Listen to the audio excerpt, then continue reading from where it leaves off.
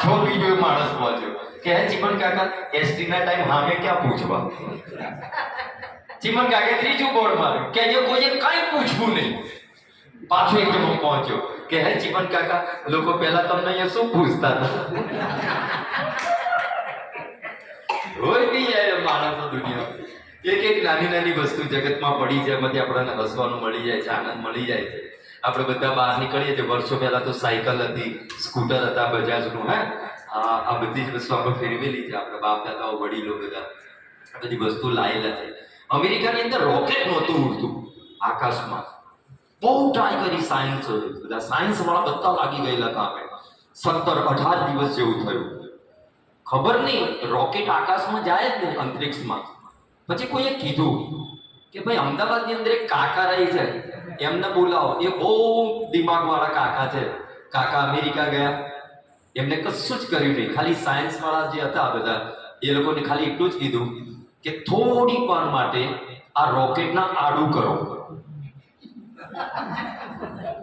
અને સીધું કરો. સીધું થઈ ગયું. હવે કે ચાંપ દબાવો. જેવું ચાંપ દબાવે રોકેટ ઉપર. બધા અમેરિકા વાળા ટેન્શનમાં કે અમે લોકો ભણી ભણીને પતી ગયા. કાકા તમે એવું કર્યું શું? કાકા કે કશું જ નહીં, મારી જોડે બજાજ સ્કૂટર છે. હું આડું કરું પછી કીક મારું ત્યારે ચાલુ થતું તો મેં અખતરો કર્યો કે આવું થાય છે કે નહીં. તીર કામે લાગી ગયું બધું. આ બધી વસ્તુ, નાની નાની વસ્તુમાંથી આપણને હાસ્ય જોબ બધું જ મળે છે. ટ્રાફિકનો અનુભવ અત્યારે આપણે બધાને થયો. વર્ષો પહેલા તો આટલો બધો ટ્રાફિક હતો ને. અત્યારના જે આપણા દીકરાઓ કે દીકરીઓ જે બહાર ગાડીઓ લઈને જાય છે એમને પણ ધન્યવાદ કહેવાય કે જે લોકો વનવેમાં આવે છે ને એ જે રાઈડ ચલાવતો ને એને ખખડાવે પાછો કે સીધું ચલાય ને એ આપણાને બોલતો છે. હા, એમાં રિક્ષાનો તો બહુ જ ત્રાસ આપણા અમદાવાદમાં. સૌથી હાઈએસ્ટ ટ્રાફિક સમસ્યા.